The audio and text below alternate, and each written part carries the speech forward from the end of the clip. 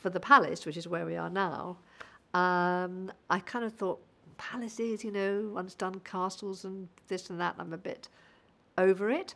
And so I was just looking again through all my various reference books and thinking about palaces and little girls and what do little girls like.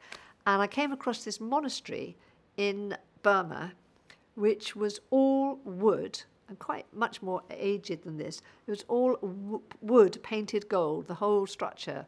And that was where I started, which then obviously turned out into a huge palace. But I started with these images of this beautiful old faded gold painted wood.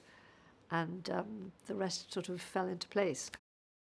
We have his sort of hideaway in Agrabah, the Broken Tower, which was supposed to be way up high, and there was lots of sort of nefarious ways he had of reaching it, and sort of clever things happened.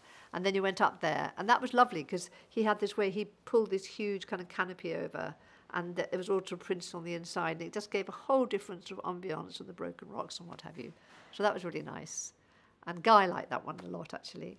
And it just gave us another dimension, because you know, we're in and around that town all the time, and then we're in the palace, and it was nice having that dimension.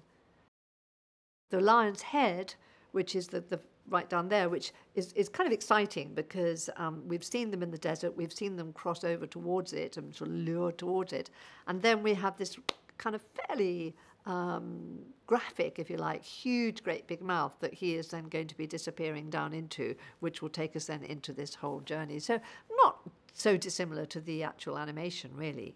And then the whole thing of after he's found the lamp and the whole place turns upside down, and you've got the rivers of lava coming down and the gold all melting. So we've tried to begin that in a three-dimensional way, where they're going to be moving around, and it just gives Chaz just a sort of a hint of a tint, and then he can go off and have rivers and huge, great big eruptions and volcanic whatevers, and it'll be stunning, I should think.